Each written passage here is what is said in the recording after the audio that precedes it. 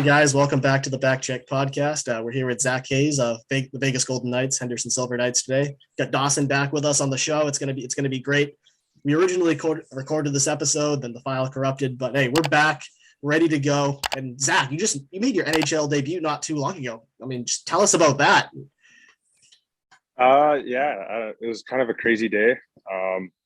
Started out getting ready to go, wake up, getting ready to go to San Diego on the bus. Yep.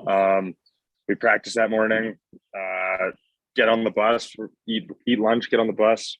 We're kind of just waiting to leave because it was trade deadline day. So there was like a lot of moving parts. We had a guy get picked up off waivers. Then there's like a bunch of like behind the scenes stuff going on that we weren't 100% sure. So the team was like, okay, we're going to wait till after, because I think it was about 12 o'clock here was the 3 o'clock Eastern time deadline. So then we were like, okay, let's just wait till 12:30, see if anything rolls through. And then probably about 12:15, one of our video coaches comes on. He's like, yeah, you got to go. Because there was three guys already that have been called up at that point from practice that morning. So they were on their way to the airport, and then they had to turn around, come pick me up back at the rink. Then our coach drove us to the airport. We took the owner, Bill Foley's, one of his private jets to Minnesota, which was a pretty cool experience. And then by the time we landed and everything and got to the rink, it was about 6:10, 6:15. And warm-ups were like 5-10 minutes later. So that's kind of like how the day went. And then it was just an awesome experience. Wasn't able to get the rookie lap in the first game, the solo lap, but I think it was kind of like it's a cool experience also for that first game. It was kind of like a movie where you're coming out of the tunnel and everything's going on. Like you're not the first guy on the ice. I was like one of the last guys on the ice. So Right. Guys are doing the butterfly on the ice, music's going, everything's kind of going on, and you're like walking out of the dark tunnel out into the arena. It's kind of like the start of a movie kind of thing. It was a pretty cool experience. That's kind of how I pictured it. For sure. And then we were actually reading an article right beforehand, just like Dawson found something online, and it said, I mean, you probably didn't even have time to really warm up or anything. It was just kind of like thrown out there.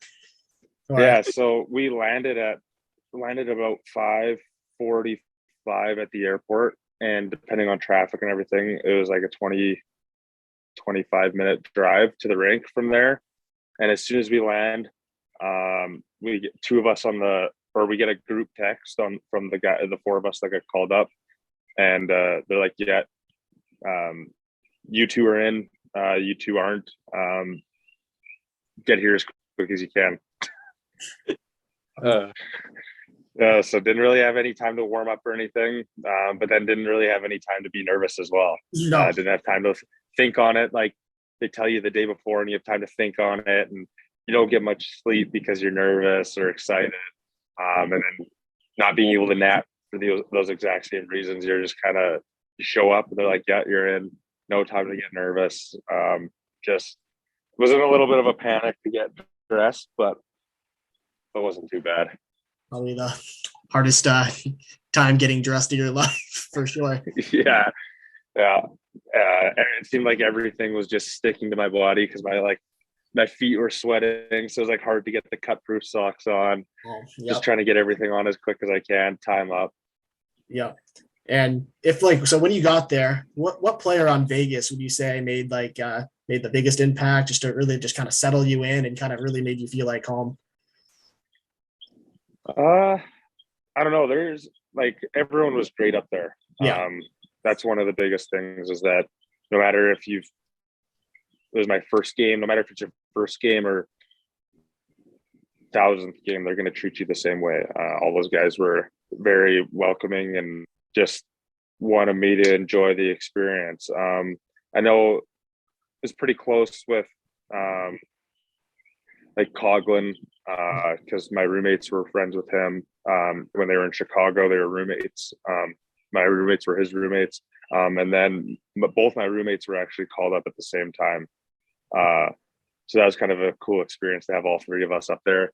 And then guys like Shea Theodore, Alex Petrangelo, the guys that I kind of met at camp,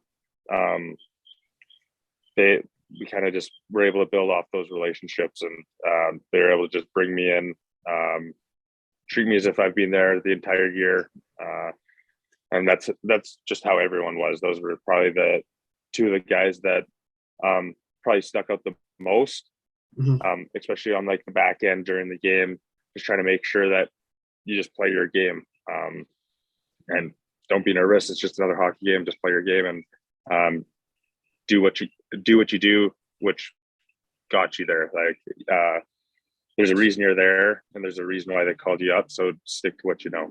For sure. And did you feel that it was a big adjustment from the American Hockey League, or did you just obviously didn't have too much time to think about it once you were there? But after reflecting on the game, your first game, and then you played two more, but did you see a big adjustment, or was it just a little minor adjustment you had to make? Just how quick, like the speed is, it's kind of like a weird way to put it.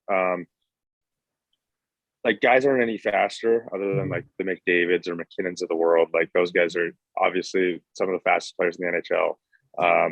But like there's going to be fast players in the American League. There's fast players in the NHL as well. And there's probably guys in the American League that are faster than some guys in the NHL. So it's not like the speed of the players, it's the speed of that the puck is getting moved around, and the just how crisp everything is. Plays are getting made at full speed compared to 3/4 speed or 5/8 speed. Like they're able to make those plays at top speed, and guys are always in position to help. So you don't have to take that half a second to think about what you're going to do and pass the puck. You already know that guy's there. So as soon as you get the puck, you're already passing it. That was probably the biggest thing. And then like just the execution, and then the skill of the players as well. Like the top end skill. When like my first game, you have guys like Kaprizov, who else? Zuccarello, just guys that can make plays. Yeah. Did you get a chance to meet any of those guys, or you're like, oh crap, here comes Kirill Kaprizov on the wing or something, and you're like, wow? But I don't know. I kind of like, it's kind of like that starstruck feeling that you might get. I didn't really have that feeling as much, kind of for that same reason where I didn't really have time to get nervous before the game. Just another hockey game, and come in and just play your game. But being exposed to guys like when I was in Anaheim Ducks camp when I was 19, and then being at Vegas camp this year, they're kind of exposed to those guys. Like they're exposed to guys like Alex Petrangelo, Stanley Cup winner, team that are like Olympic medalist. I'm pretty sure, like all those guys, Shea Theodore, like stars of the league. Jack Eichel on the team now. You're kind of like exposed to those guys. So once you've like been around it enough, you don't really get that starstruck, in awe kind of feeling anymore. But it is cool to be on the same ice surface as those guys. Like one of the guys that really stood out to me was Roman, played against Nashville. That guy was everywhere, and he's having one of the greatest seasons in recent years as a defenseman, points wise. Yeah, he's an animal. He's all over the yeah. And then if you had to kind of think of, I know there's probably many people who have made an impact to get to you to the NHL, but if you had to list just a couple people or thank a couple people, who were the people that really helped you get to where you are right now? Well, obviously my parents, like they did everything growing up. Like that's a very cliche, but it's true for every single person. Like they do a lot for you growing up, push you, make sure that you do the right things all the time and support you when things are going great and things aren't going great. But then like every coach that I've had growing up, whether it was in minor hockey or in quadrant hockey or my coaches with Prince Albert and Junior, they've all had like I've always been able to take something from every single one of those coaches, and try and bring that to who I am today and what I do on the ice. Like there's still stuff that I learned in Bantam Double A, Bantam Triple A, Midget Triple A that I'll try and carry that over, even though you do learn new things and build on that, but those are like the building blocks of who you are. For sure. Well, I'm going to let Dawson take over the mic now because I'm sure he probably had a few things to say. So I don't mean to be hogging it, but go ahead. No, you're good, Cam. So I said we do a couple fun questions during a couple interviews. One of the questions I had, 3 people, dead or alive, can be anyone. Who would you want to have dinner with, from any time, anywhere?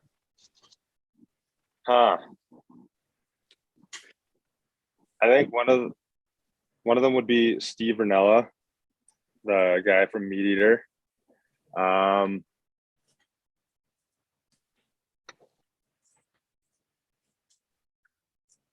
It's kind of a tough question when you get put on the spot with it. Yeah. Should have prepped you.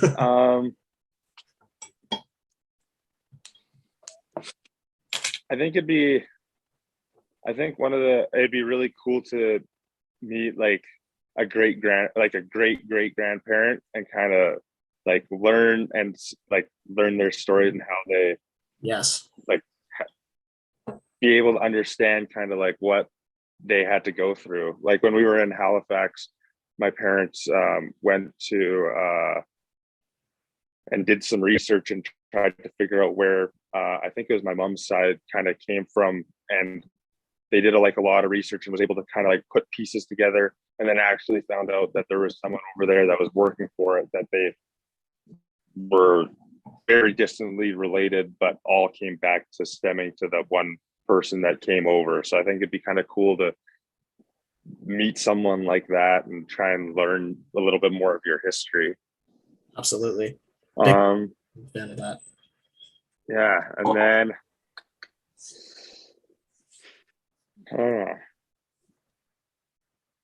I think growing up as a kid, it probably would have been either Jordan Leopold or Jay Bomeister. It was one of my favorite players. So I think it'd be kind of cool to meet one of them one day. Absolutely. Bomeister. I loved watching him play. And then, of course, Leopold too. So back in Calgary. I mean, yeah, it was big. I was a big fan of both of them I started out as a Leopold fan, and then once he left, moved on to Bomeister when he was in Calgary. For sure. 2 great defensemen. Mm-hmm. Your game after, for sure. And love to talk to them too. Well, I think that's all the time we have today. But again, thanks for coming on once again, Zach. And glad you could make your NHL debut. Glad you could experience that, and wish you nothing but the best in the future. Yeah, thank you very much. All right. Have a great day. Yeah, you too. All right. Take it easy.